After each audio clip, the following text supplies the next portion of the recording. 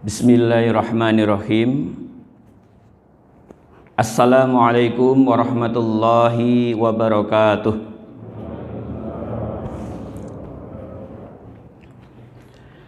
Innal hamdalillah nahmaduhu wa nasta'inuhu wa nastaghfiruh wa na'udzu billahi min syururi anfusina wa min sayyiati a'malina. Man yahdihillahu fala mudilla lah wa man yudlil fala hadiyalah. Wa asyhadu an la ilaha illallah wahdahu la syarika lah wa asyhadu anna Muhammadan abduhu wa rasuluh la nabiyya ba'dah. Qala Allah Ta'ala ya ayyuhalladzina amanu taqullaha haqqa tuqatih wa la tamutunna illa wa antum muslimun. Allahumma sholli wa sallim ala nabiyyina Muhammadin wa ala alihi wa ashabihi wa man tabi'ahum bi ihsanin ila yaumiddin. Amma ba'du. Ma'asyiral muslimin, jamaah subuh Masjid At-Taqwa rahimakumullah. Yang pertama, marilah kita selalu bersyukur kehadirat Allah Subhanahu wa taala, karena Allah telah banyak memberikan nikmat kepada kita semuanya. Utamanya adalah nikmat iman dan Islam, di mana nikmat iman dan Islam ini tidak diberikan kepada semua manusia yang diciptakan Allah. Alhamdulillah, kita termasuk orang-orang yang dipilih oleh Allah mendapatkan hidayah, mendapatkan nikmat iman dan Islam. Dan kita juga patut bersyukur karena Allah juga telah memberikan nikmat kepada kita, nikmat yang utama juga, yaitu nikmat sehat dan nikmat sempat. Dengan mendapatkan hidayah iman dan Islam, didukung dengan nikmat sehat dan punya kesempatan, Allah mudahkan pagi hari ini melangkahkan kaki-kaki kita menuju masjid yang penuh barokah ini untuk melaksanakan salah satu kewajiban kita selaku seorang muslim, yaitu melaksanakan sholat subuh secara berjamaah. Yang kedua, semoga sholawat dan salam selalu tercurahkan kepada junjungan kita, qudwah kita, teladan umat Islam, pemimpin kita, nabi kita, yaitu Nabi Muhammad Sallallahu Alaihi Wasallam, dan sahabat-sahabat beliau, keluarga beliau, maupun siapapun yang mengikuti suri toladannya, yang mengikuti jejaknya hingga akhir zaman nanti. Ma'asyiral muslimin, jamaah subuh arsadakumullah. Pada kesempatan subuh kali ini, atas permintaan dari pengurus, saya diminta menyampaikan materi yang berkaitan dengan keluarga sakinah. Materi ini biasanya disampaikan kepada yang sering disampaikan pada saat walimatul urs, membekali para pengantin baru untuk mengarungi kehidupan barunya. Atau materi ini biasa disampaikan juga kepada para remaja yang sudah mendekati atau sudah siap untuk menempuh kehidupan baru sebagai materi pembekalan. Atau juga bisa dikemas dalam bentuk parenting istilahnya gitu ya. Bagaimana para pengantin lawas yang sudah lama melakukan ijab qabul tetap bisa melakukan kehidupan bersama istri dan putra-putrinya ini dengan kehidupan yang sakinah, yang tenang, yang nyaman, yang bahagia. Tentu yang diikuti dengan mawaddah, dengan kecintaan, saling mencintai pasangan satu dan pasangan yang lain, warahmah, dan akhirnya di sana muncullah ar-rahmah, kasih sayang.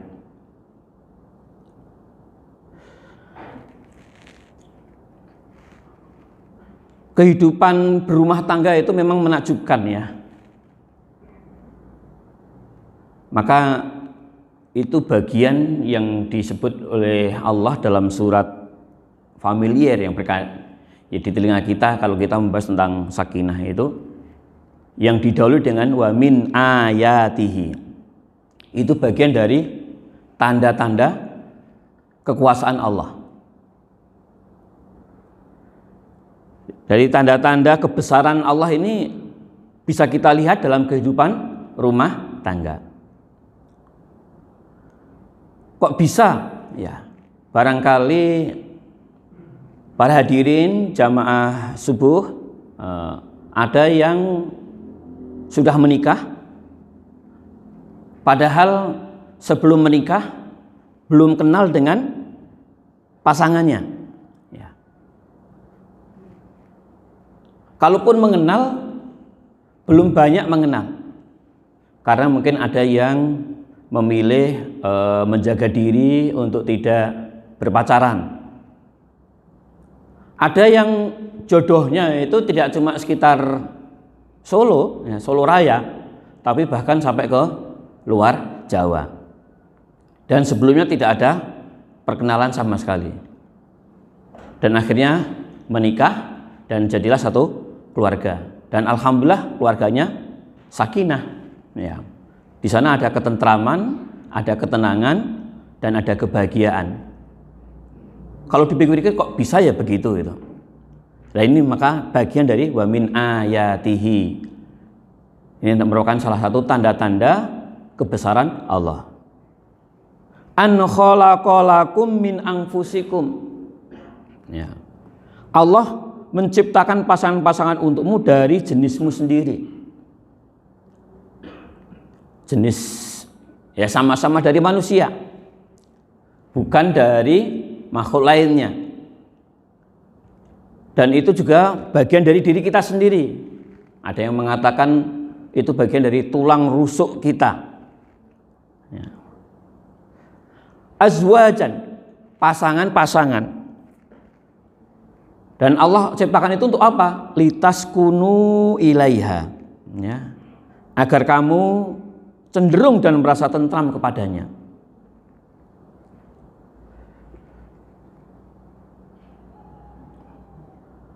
Ya, barangkali ini menjadi pengalaman ya tersendiri ya. Baik mungkin pengalaman pribadi atau pengalaman beberapa teman ya.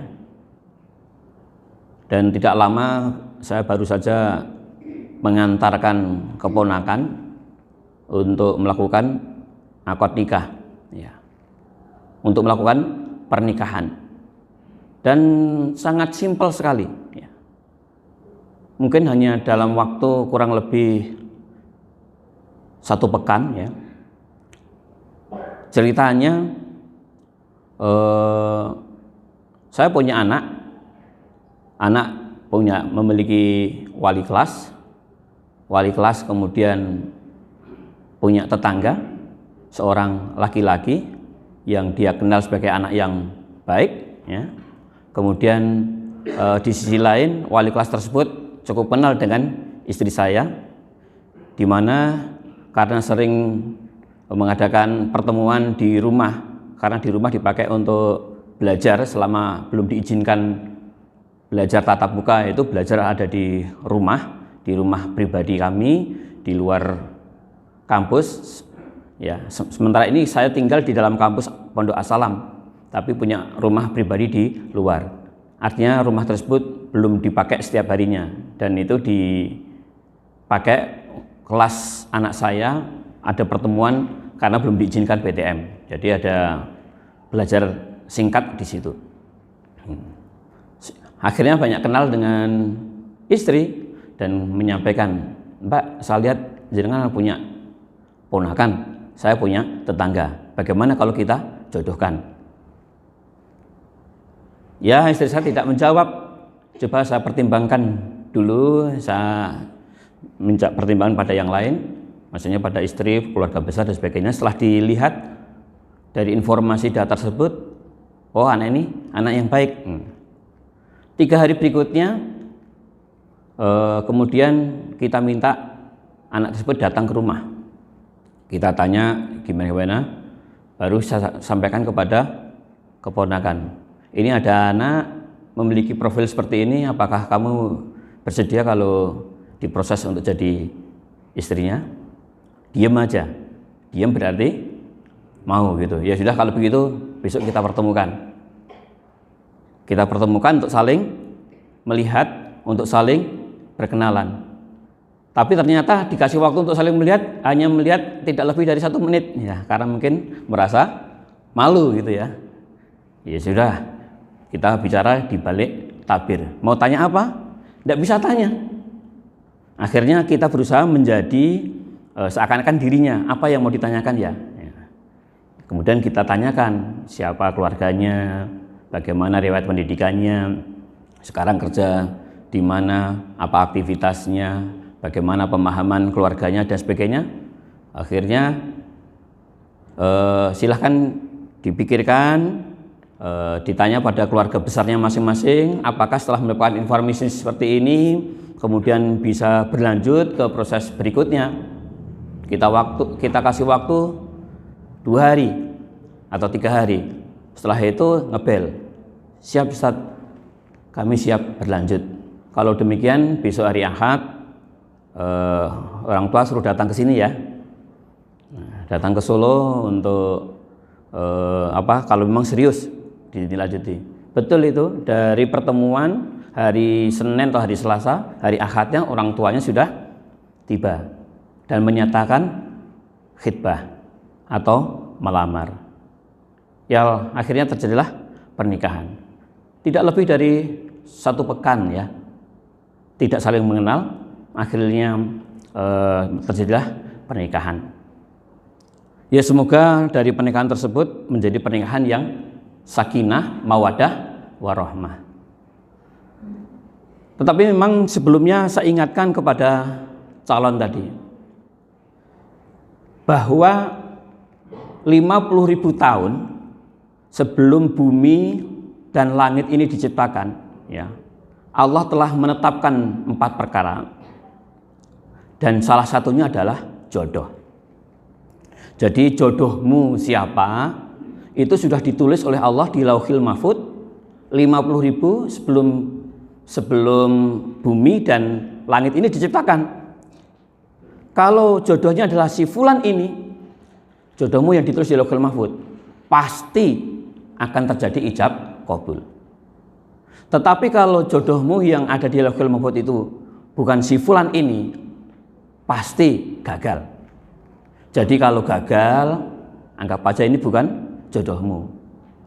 Berikhtiar dengan cara yang lain untuk mendapatkan jodoh kita yang tertulis di Lauhil Mahfud seperti apa. Jadi tidak perlu harus bersedih, tidak perlu harus putus asa. Ya, biasa saja gitu ya. Ya, bersabar ya. Kita kembalikan pada Allah. Gimana? Sepakat seperti itu? Ya, jadi sebelum masuk ke proses berikutnya sudah kita ingatkan. Jadi jangan sampai nanti kalau proses tersebut gagal kemudian baper yang berlebihan, apalagi sampai bunuh diri. Ya, dan itu bisa dipahami dan akhirnya ya alhamdulillah sekarang sudah menikah ya. Dan meskipun belum banyak kenal, akhirnya bisa berkenalan dengan baik. Tapi memang saya pesankan ya, dalam hidup berumah tangga, yang pertama ini yang harus dibangun adalah penyamaan visi misi, penyamaan persepsi, penyamaan cara pandang. Kemudian saya bercerita, kalau dulu bagaimana dia manggil saya Pak Lek gitu ya. Bagaimana Pak Lek dan Bu Lek itu cara membangun cara pandang. Yang pertama, kita baca buku yang sama. Yang kedua, ya saling kita ajak ke pengajian bareng-bareng. Karena kadang-kadang kalau sudah menjadi suami agak susah memberikan nasihat kepada istri. Ya. Jadi sekarang apa adanya. Kecuali kalau memang kita memberi nasihatnya secara detail. Nah, supaya bisa mengasih nasihat gimana? Ajak bareng ke pengajian. Misalkan pengajian seperti ini, istrinya diajak, suaminya diajak, sehingga memiliki satu persepsi yang relatif sama. Atau diberikan buku, ya. Diberikan buku, kemudian dibaca bersama-sama. Itu akan memiliki cara pandang yang relatif sama. Sebab kalau cara pandangnya sudah berbeda, untuk bisa menjadi keluarga yang bahagia ini agak susah, ya. Satu contoh misalkan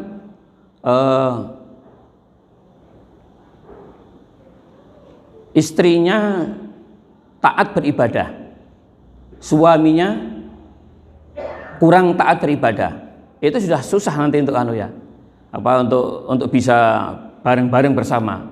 Ya, apa yang dianggap suaminya biasa-biasa saja, yang dianggap istrinya itu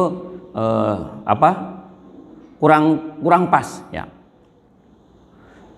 Atau contoh lagi yang lain, misalkan suaminya sangat taat berpegang kepada ajaran Islam, pengennya istrinya itu ya selalu menutup aurat, ya, syukur memakai kaos kaki, pokoknya menutup aurat.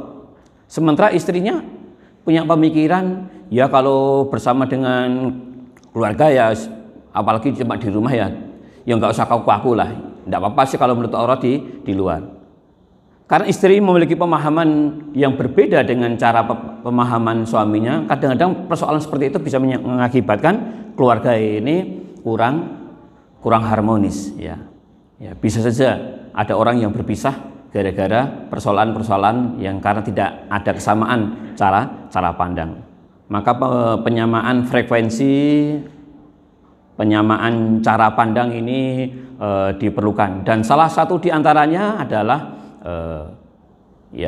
membangun komunikasi. Nanti kepada anak-anak juga seperti itu. Jangan-jangan makna sukses suami dengan makna suksesnya istri berbeda. Ini yang perlu disamakan.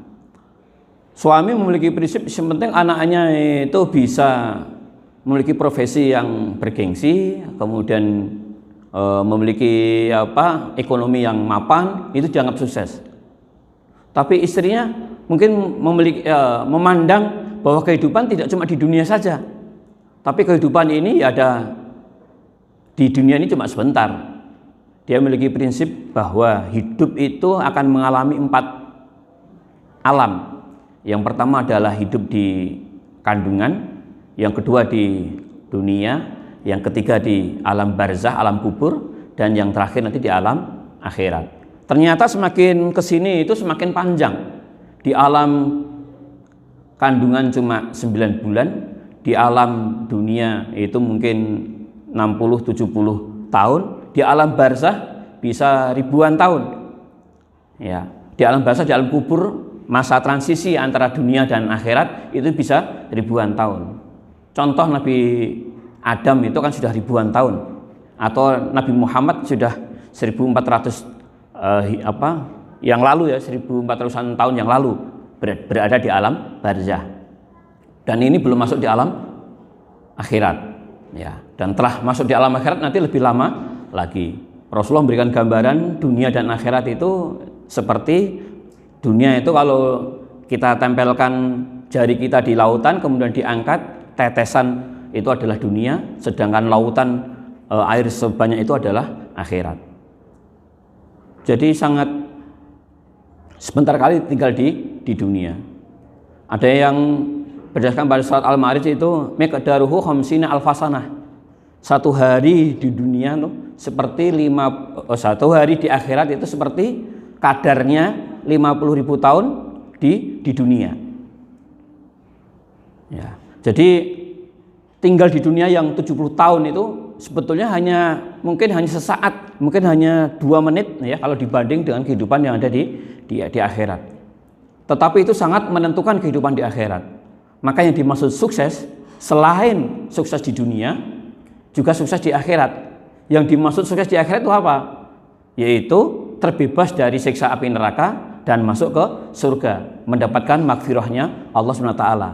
Karena rahmatnya kemudian dimasukkan di surga. Itu sukses yang dipahami oleh istrinya. Berbeda mungkin dengan yang dipahami oleh suaminya. Kalau ini tidak disatukan pemahamannya, tidak didekatkan cara pandangnya, nanti bisa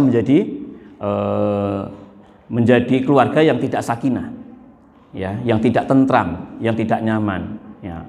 Maka ini penyamaan persepsi di awal itu diperlukan sekali, ya, dan dibangun selalu komunikasi. Ya. Ya, salah satunya diantaranya adalah membangun komunikasi tadi, kemudian diajak bersama-sama mendengarkan kajian ataupun bagus juga misalkan diantaranya Bapak Ibu pengen merubah cara pandang suaminya yang jelas-jelas berbeda. Saya yakin belum semuanya sama ya. Dalam satu hal mungkin sudah sama, dalam hal yang lain berbeda. Tapi kalau ingin meluruskan atau menyamakan ada kesusahan. Apalagi sudah bertahun-tahun berkeluarga itu kadang-kadang susah ya untuk disamakan kalau sudah memiliki pendapat ini tadi. Nah itu bisa saja dengan cara misalkan makan bersama, tetapi di samping makan bersama itu kemudian ada kita nyetel YouTube ya dengan kajian yang sudah kita pilih ya. Misalkan berkaitan dengan keluarga sakinah itu kan Ustadz almarhum Trias Maura itu sudah banyak itu ya. Nah, bagaimana membangun keluarga sakinah. Nah sambil makan ada anak-anak itu yang nggak usah buka HP, kita sambil mendengarkan kajian sakinah yang rekaman dari Ustadz Trias Mauro misalkan yang pernah mengisi di sini juga itu tadi ya. Oh itu cara membangun kebersamaan. Oh gitu ya caranya. Ya. Karena kalau dilakukan sendiri kadang-kadang agak ada kesusahan. Ya. Jadi itu ya yang pertama membangun persepsi yang sama. Di antaranya yang kita perlu bangun pemahaman yang sama yang berkaitan dengan sakinah tadi adalah bahwa keluarga itu harus dibangun di atas keimanan yang kokoh ya. Insya Allah kalau berangkatnya karena keimanan, berangkatnya dari ketakwaan itu, ini kan berarti sudah satu cara pandang ya. Insya Allah yang lain nanti akan dimudahkan. Kenapa kamu mau sama saya? Ya karena saya ingin menjaga kehormatan diri. Loh kok kamu mau menerima saya? Padahal kamu belum kenal. Saya khawatir kalau ada orang soleh datang dan tidak saya terima, nanti menjadi fitnah. Apakah kamu yakin saya akan bisa menjadi pemimpinmu? Saya memang tidak kenal Anda, tetapi berdasarkan informasi dari orang yang kenal Anda ini dikenal menjaga sholat, soleh, ya, bertanggung jawab. Ya, bismillah. Kalaupun di sana ada kekurangan, tidak mungkin kita akan mendapatkan manusia yang sempurna. Ya, pasti semua orang itu memiliki kekurangan. Kalau ada kekurangan, ya nanti kita akan bangun, kita sempurnakan bersama-sama. Jadi kalau sudah pertama itu karena berdasarkan pada atas keimanan yang kokoh, insya Allah keluarga ini akan bisa berjalan dengan baik. Meskipun tidak diawali oleh cinta, ya. Karena maksudnya cinta dengan pasangannya ya. Karena berapa banyak orang yang menikah sebelumnya tidak kenal. Tapi dia berangkat karena cinta kepada Allah. Bahwa setiap manusia itu di sana ada larangannya dan ada perintah. Pada laki-laki juga seperti itu. Ya, di sana ada larangan bagaimana berinteraksi dengan perempuan, ya, ada larangan berzina. Tapi di sisi lain Allah kan turunkan nafsu kepada laki-laki, ya, ataupun perempuan untuk saling cenderung cinta kepada lawan jenis. Kalau itu tidak disalurkan dengan sesuai dengan syariat, ini bisa berbahaya, ya. Karena secara manusiawi, alamiah, bahwa laki-laki kalau sudah balik itu ya cenderung kepada perempuan. Begitu pula sebaliknya. Kalau sudah balik, wanita itu juga cenderung kepada laki-laki. Ya. Nah, ini kalau tidak disalurkan dengan jalan yang dibenarkan, yaitu dengan proses pernikahan, ya, mereka nanti akan menyalurkan itu dengan jalan yang salah. Berapa banyak orang yang kemudian berzina, ya. Tetapi karena salah persepsi, mereka tidak merasa berzina karena dia melakukan perzinahan itu kepada pacarnya.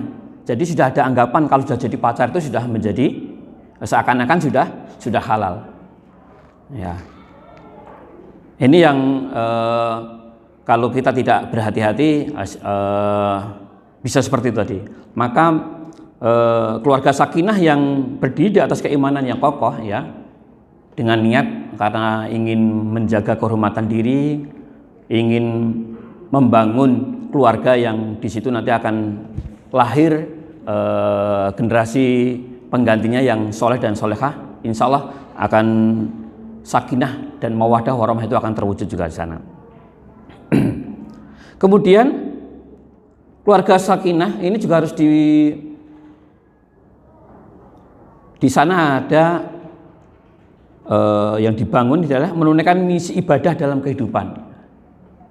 Jadi melakukan pernikahan itu dalam cara pandangnya adalah ini adalah ibadah. Sebagaimana Rasulullah itu pernah menyampaikan kalau pernah ditanya, ya, berkaitan dengan orang yang suami istri yang melakukan hubungan, melakukan jima. Kemudian ditanya, kalau dia melakukan pada orang lain itu berdosa. Tetapi kalau itu dilakukan dengan suami istri itu bahkan berpahala. Maka kalau kita sudah memiliki niat yang seperti itu, ya insya Allah hati akan merasa tenang. Dan ketenangan, ketentraman, kebahagiaan itulah yang kemudian disebut dengan sakinah. Ya, jadi menunaikan misi ibadah dalam kehidupan. Dan kalau sudah begitu, harapannya suami istri bisa saling mengingatkan. Ya. Mengingatkan, kalau ibu-ibu mengingatkan kepada bapak-bapaknya, mungkin dengan panggilan bapak atau papa atau abi, ya, atau siapapun lah, ya, papi misalkan itu. Ya, yang penting kita ini sebisa mungkin bapak, abi, kita bisa melaksanakan perintah Allah dengan baik. Minimal sholatnya, minimal sholatnya, Pak. Itu. Kenapa? Karena sholat itulah yang pertama kali akan dihisab. Ya. Pertama-tama amal yang dihisab adalah amal sholat. Jangan sampai yang pertama kali atau kesan pertama itu jelek. Nanti berarti yang lain akan nampak jelek. Umar bin Khattab pernah mengatakan, barang siapa yang menyepelekan sholat, pasti dia lebih menyepelekan untuk urusan-urusan yang lain. Untuk sholat yang merupakan amalan yang agung di mata Allah, ya, itu disepelekan, apalagi untuk persoalan yang lain. Maka ini harus dibangun. Di cara pandang ini harus dibangun antara suami dan istri. Kalau suami belum memiliki cara pandang seperti itu, bagaimana istri memengaruhi suaminya supaya sholat itu dianggap dianggap amal yang agung yang harus diperhatikan. Kalau tidak mampu sendiri, ya tadi buka YouTube yang berkaitan dengan sholat berjamaah misalkan, yang nggak panjang-panjang. Oh ada Ustadz Adi Hidayat, oh ya ada Ustadz misalkan Ustadz apa UAS ya, oh ada dari Ustadz siapa lagi tadi. Setelah kita pelajari, oh bagus ini sesuai dengan pemikiran saya ini. Nah mungkin sedikit-sedikit diperdengarkan kepada suaminya pas makan nyetel itu, sehingga nanti keluarga itu memiliki pemahaman yang relatif sama berkaitan dengan sholat. Akhirnya kalau ada yang terledor nanti bisa saling mengingatkan ya, sudah waktunya sholat tapi masih istirahat atau tidur. Nanti suami akan membangunkan istri ataupun sebaliknya istri akan membangunkan suami. Syukur kalau bisa bersama-sama datang ke masjid berjamaah. Itu merupakan romantis yang luar biasa ya. Jadi romantis itu bukan yang hanya sekedar duduk-duduk dicengklik sambil melihat jauh ke depan, di sana ada danau, kemudian berdua membicarakan segala sesuatunya di situ. Tetapi mengajak pasangan kita untuk melaksanakan sholat berjamaah atau mungkin sholat di rumah itu ya, mungkin sholat tahajud di rumah itu, ini adalah merupakan romantisme yang bagus sekali dan insya Allah bisa menjadikan kita menjadi keluarga yang sakinah dan mawaddah warahmah tentunya di sana tadi. Ya, sholat ya. Karena berapa banyak keluarga tersebut istrinya ya sudah berjilbab besar tapi suaminya masih bolong-bolong dalam sholat. Kalau seperti itu pasti istrinya merasa tidak nyaman ya, karena dia memiliki cara pandang bahwa sholat itu adalah amalan agung yang harus dijaga dan diperhatikan, sementara suaminya masih bolong-bolong dalam hal sholat. Pasti nggak tenang istrinya. Dia akan merasa wah begini ya, jadinya uang tuh apa sih? Memang suami saya ini orang kaya, punya mobil, punya jabatan, tapi kalau persoalan sholat kok kadang-kadang masih bolong. Dia merasa tidak nyaman, merasa tidak tentram. Atau sebaliknya, suaminya aktif sekali sholat berjamaah 5 waktu di masjid, tapi istrinya masih kadang-kadang sholatnya masih molor-molor ya. Ya memang tidak ke masjid sih, kadang-kadang masih molor-molor, mestinya duhur jam 11:30 baru dilakukan jam 11:30 atau apa gitu. Itu juga membuat hati suami yang rajin menjaga sholat menjadi tidak nyaman, tidak akan muncul sakinah. Kalaupun ada kebahagiaan nampaknya itu dia sebetulnya di dalam hatinya agak prihatin tuh, kenapa ya istri saya kok seperti itu. Maka ini perlu ada penyamaan persepsi dan kemudian sama-sama untuk diwujudkan ya. Karena memang keluarga ini adalah melakukan misi ibadah dalam kehidupan, termasuk membangun persepsi berkaitan dengan kekompakan mendidik anak ya. Betapa banyak kita dapati di keluarga itu istrinya pengen anaknya masuk pesantren ya. Orang apa ayahnya tidak ya. Bahkan sampai pada tataran tidak mau membiayai. Ya, gitu ada juga yang seperti itu. Maka ini perlu penyamaan persepsi. Anak ini mau kita didik kemana ya? Mau kita jadikan apa ya? Ya kalau menurut hemat kami itu mendidik anak itu ya, paling tidak itu ada 7 aspek yang perlu diperhatikan untuk kita didik anak-anak kita ya. Yang pertama adalah aspek ruhiyahnya ataupun iktikadnya ataupun akidahnya, keyakinannya ini perlu dibangun.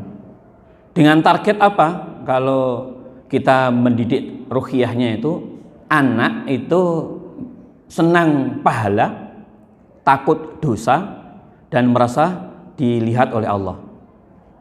Tapi menanamkan seperti ini tidak mudah ya.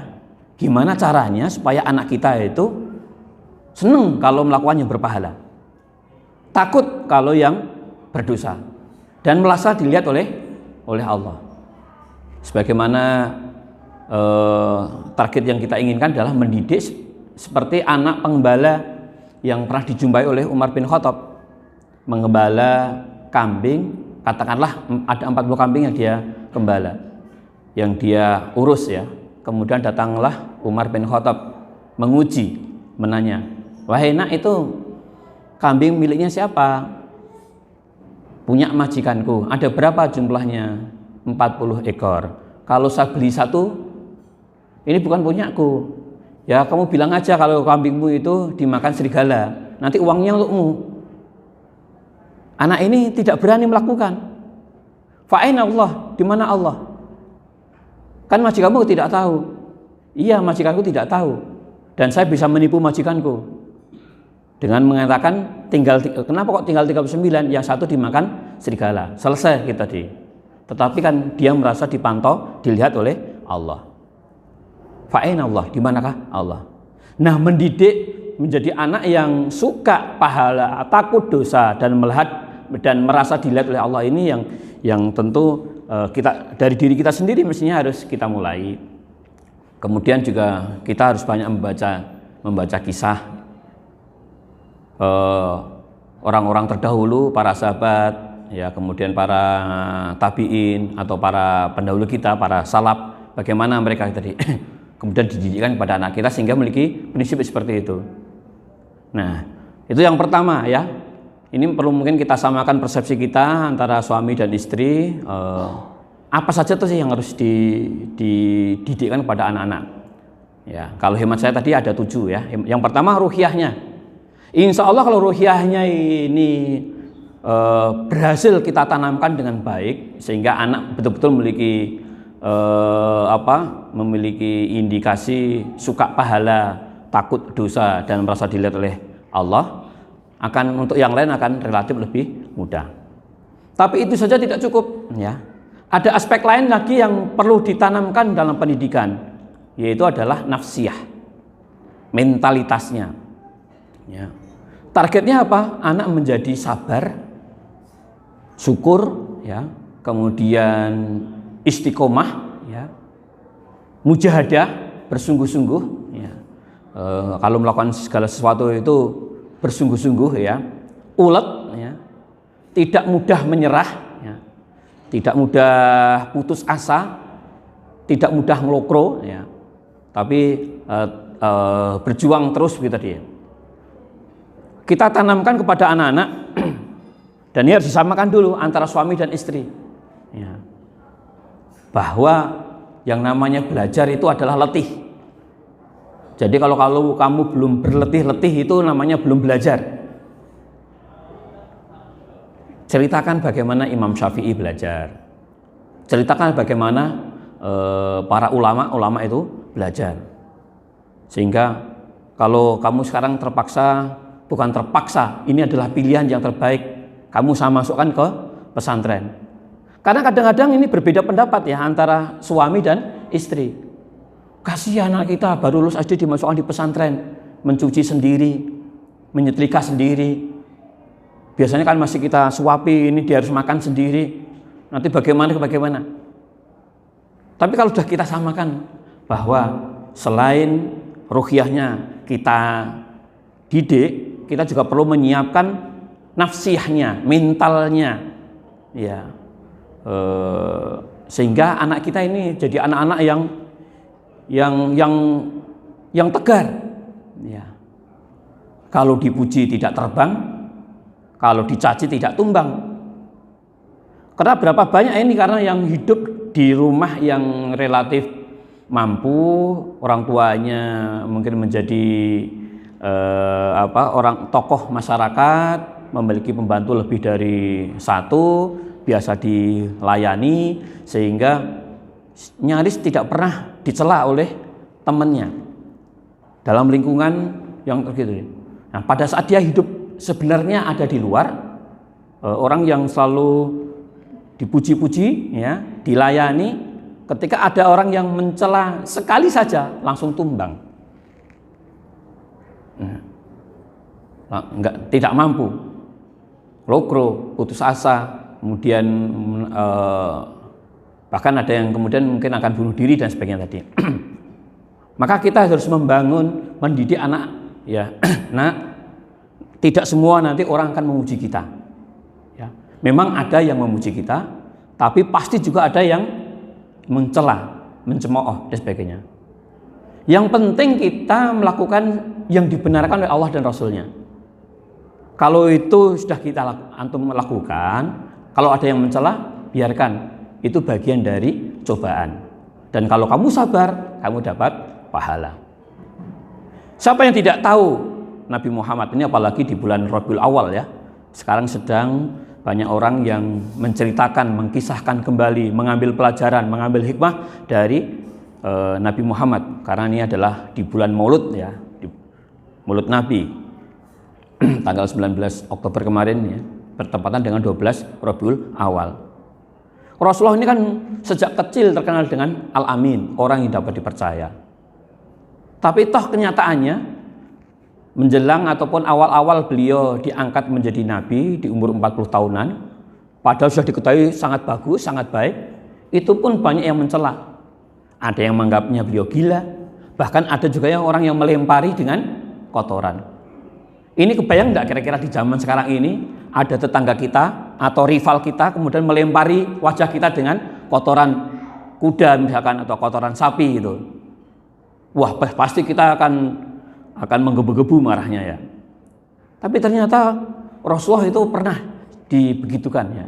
Padahal sudah terkenal sejak kecil orang yang bisa dipercaya, orang yang sangat baik. Toh kenyataannya masih ada juga yang mencemooh. Dan Rasulullah memberikan contoh yang baik. Beliau sabar, ya. Kemudian tidak dendam. Bahkan berusaha untuk dibunuh. Bahkan kalau kita bisa menangis mendengar cerita beliau, ya, pada saat sepeninggal beliau, kemudian ada orang Yahudi di pojok pasar itu, ada sahabat yang pengen melakukan sebagaimana yang dilakukan Rasulullah pada saat beliau masih hidup terhadap orang Yahudi tersebut. Yahudi tersebut adalah buta, ya. Kemudian dia mengasih kurma beberapa kali. Oh, ini beda seperti yang biasanya gitu. Lah biasanya seperti apa? Kurma itu dikunyahkan dulu, kemudian baru dimakankan. Oh, yang seperti itu sudah meninggal. Siapa itu? Itu Nabi Muhammad. Padahal dia setiap hari juga mencemooh Nabi Muhammad. Ya, akhirnya masuklah orang Yahudi itu masuk Islam. Jadi yang begini juga perlu kita ceritakan kepada anak-anak kita supaya anak-anak kita ini, ya, kadangkala memang ada orang yang memuji kita, tapi kadangkala ada orang yang meskipun kita sudah baik, ada yang tidak memuji kita, ya, dan ini kita harus tetap sabar. Ya, kalau kita pelajari bagaimana karakter santri-santri baru di pesantren, ya, kebetulan kami lama tinggal di pesantren, ya, ada beberapa pesantren yang ikut istilahnya kita ikut menggawangi tadi dan melihat dan tidur di situ 24 jam sehingga bisa mengetahui betul karakter anak. Ada anak kelas 7 SMP itu membuka telur saja nggak bisa, ngupas telur itu, ya, telur matang itu ada yang nggak bisa. Sementara dia harus bersama-sama dengan teman yang lain, dengan mungkin waktu sangat terbatas, kegiatan sangat banyak, dan di sana mungkin ada semacam aturan-aturan yang harus diikuti. Ya. Kadang-kadang kalau tidak dibekali dengan tarbiyah nafsiyah, anak ini akan kemudian ya lebih baik keluar atau mengundurkan diri. Maka kita harus bisa membangun, bisa memberikan orientasi kepada anak-anak kita ini ya memang kita harus berpayah-payah dulu. Ya. Yang namanya belajar itu ya berletih-letih dulu. Masih ingat ceritanya Ibnu Hajar Al-Asqalani ya. Beliau ini juga di pesantren tapi tidak masuk-masuk belajarnya. Ketika beliau sudah putus asa istilahnya ya, terus nggak kerasan lah di pondok, nggak masuk-masuk pelajaran dari syekhnya atau mungkin dari ustadznya. Akhirnya dia melakukan perjalanan untuk keluar atau pulang. Tapi tidak sengaja kemudian duduk di suatu tempat, di depannya ada batu yang berlubang. Setelah diamati pada saat itu adalah hujan, oh ternyata ada air yang menetes. Batu itu batu yang kuat dan tepat di tetesan itu membuat lubang. Baru kemudian beliau dapat pelajaran. Batu yang keras saja ditetesi oleh air terus menerus yang lemah bisa berlubang. Apalagi otak saya. Sejak itu kemudian beliau kembali lagi ke pesantren dan kemudian belajar lagi, akhirnya menjadi seorang ulama yang sangat terkenal. Salah satu buku beliau yang beliau susun sampai berjilid-jilid, lebih dari belasan jilid ya, itu adalah syarah hadis Bukhari ya, yang disebut dengan Fathul Bari. Ya. Ini luar biasa. Jadi harus kita sampaikan pada anak-anak, ya harus mujahadah, serius ya. Tidak mungkin bisa menghafal Al-Quran. Tidak pernah murojaah, baca 5 menit sudah kelelahan, bisa hafal Al-Quran. Kalau mau menghafal Al-Quran, paling tidak mengalokasikan waktunya per hari 2-3 jam untuk membaca dan murojaah. Dan itu bisa kalau tidak didasari dengan orientasi yang kuat dan niat yang bagus, tidak akan tercapai. Ya. Kecuali mungkin di pondok tahfidz yang memang dikondisikan. Tapi kalau kita mampu mengkondisikan anak kita untuk sadar, bukan dipaksa ya, tapi untuk sadar ya. Jadi kita biasakan, karena merubah karakter itu kan pertama dimulai dari merubah cara pandang, persepsi dulu. Persepsi itu akan mempengaruhi sikap kita.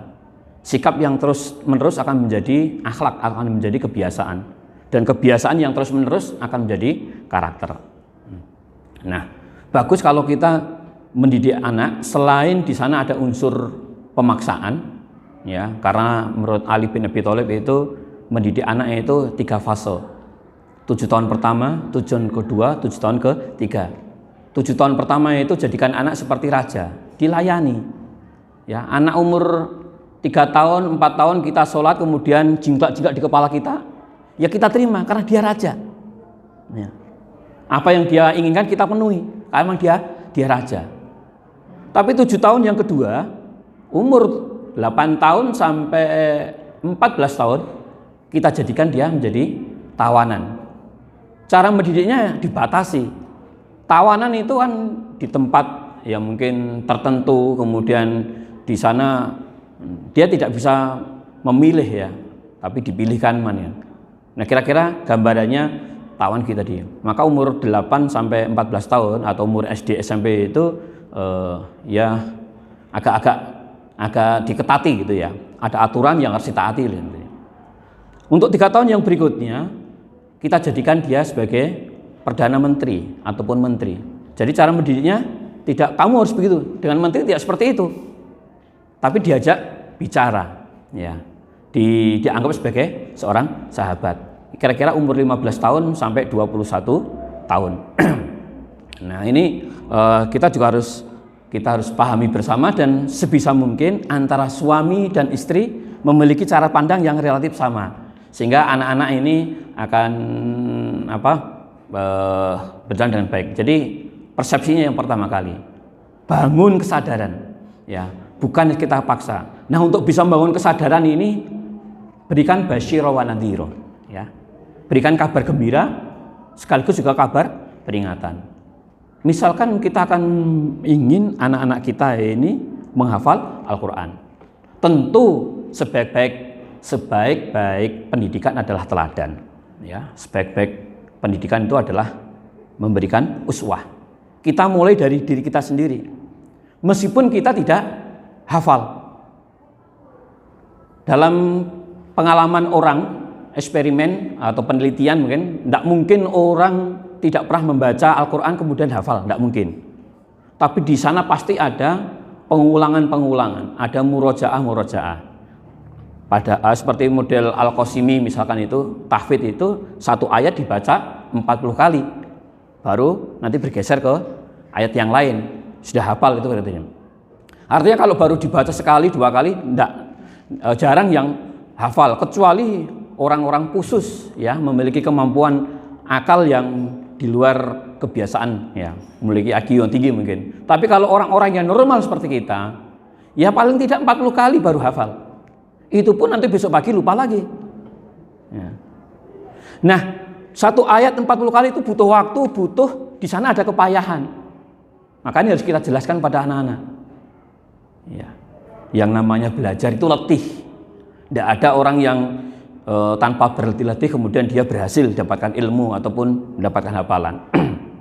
Ini dibangun nafsiyahnya, dibangun lagi. Ya, jadi insya Allah kalau kita berhasil membangun kesadaran mereka, ya basyirnya, kabar gembiranya juga disampaikan. Kalau kamu nanti hafal Quran akan begini, baca satu huruf saja pahalanya berapa. Nanti kalau kamu hafal akan berikan mahkota, gini banyak.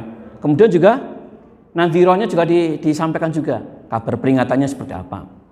Sehingga kalau itu sudah masuk di kepala anak, kalau kamu punya target 1 hari 2 halaman katakanlah, ya sudah kamu lakukan. Istiqomah di situ. Ya. Komitmen di situ. Teman-teman mau main sepak bola, ya silahkan mereka main.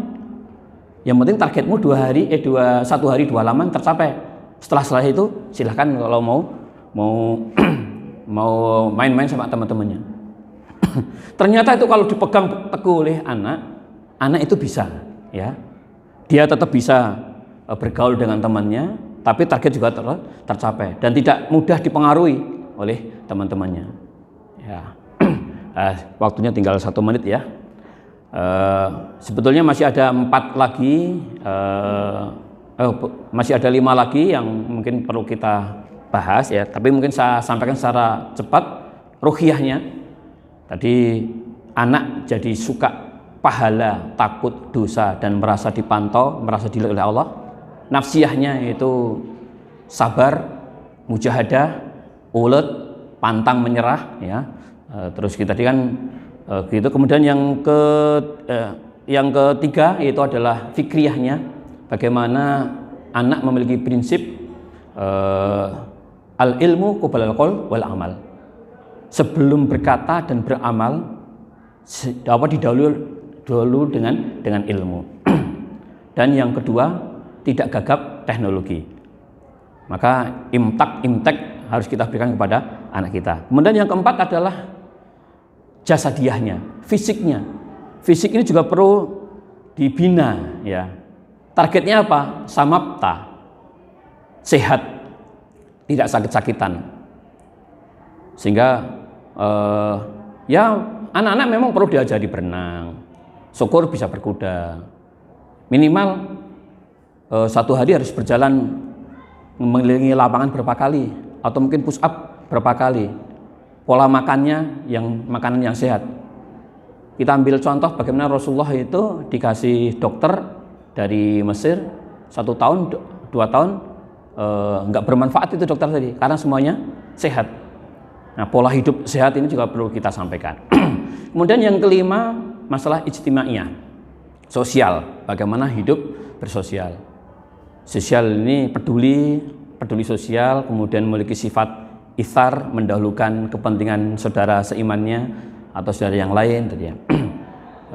Dan juga maliyah atau iktisadiyahnya. Kita ajari mereka, orientasi mereka tentang ekonominya. Targetnya apa? Harus memiliki prinsip tangan di atas lebih baik daripada tangan di bawah. Minimal mandiri. tidak menjadi beban orang tua, tidak menjadi beban saudara, tidak menjadi beban masyarakat. Dia harus bisa mandiri dan syukur bisa selalu memberi kepada orang lain. Ini kewirausahaannya harus dibangun, semangat mencari ma'isyah juga harus dibangun sehingga dia bisa mandiri dalam ekonomi. Kemudian yang terakhir, yang ketujuh adalah sia-sia ya. Selain ruhiyahnya digarap, kemudian nafsiyahnya, intelektualnya atau fikriahnya, jasadiahnya, malnya, ekonominya, istimaiyahnya atau sosialnya, juga sia-siahnya. Anak ini harus dididik sehingga siap memimpin dan siap dipimpin. Ternyata Rasulullah ini menjadi seorang super leader dan super manager ya.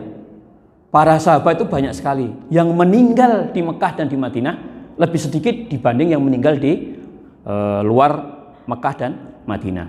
Dan ternyata mereka ke Mesir, mereka ke Yaman, mereka ke tempat-tempat lain itu menjadi pemimpin-pemimpin. Karena didikan dari Rasulullah. Ya, anak-anak kita ini juga harus kita latih memiliki inisiatif, memiliki kemampuan untuk mengambil keputusan, untuk berjiwa mewarnai, bukannya diwarnai. Ya. Jadi dia harus yang bisa mewarnai. Karena para sahabat ini kemana saja mewarnai. Datang ke India, India menjadi Islam. Datang ke Yaman, Yaman menjadi Islam. Datang ke mana? Ke Mesir, Mesir menjadi Islam dan sebagainya tadi.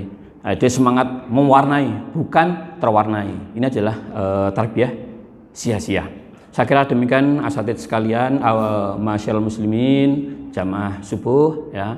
Jadi berkaitan dengan sakinah, menyamakan persepsi, dan salah satu yang perlu kita samakan persepsinya adalah bagaimana kita mendidik anak-anak kita. Tadi hikmah saya itu ada 7 aspek untuk mendidik anak-anak, baru kita sampaikan 2. Barangkali nanti di lain kesempatan kalau memungkinkan akan kita sampaikan terlebih dahulu. Demikian sudah 5:30 kita akhiri ya. Saya kira cukup ya, tidak perlu ada pertanyaan kan? Tapi kalau mau ada pertanyaan juga kita persilakan. Ya, kelihatannya cukup karena sudah jam 5:30 lebih 4 menit atau jam 5 lebih 34 menit. Kalau ada kekurangan itu dari kami pribadi, dan apabila ada kebenaran itu datang dari Allah, mari kita pegang bersama-sama dan kita wujudkan supaya keluarga kita menjadi keluarga yang sakinah, mawadah, warahmah. Akhirul kalam, alafu minkum, wabillahi taufiq wal hidayah. Wassalamualaikum warahmatullahi wabarakatuh.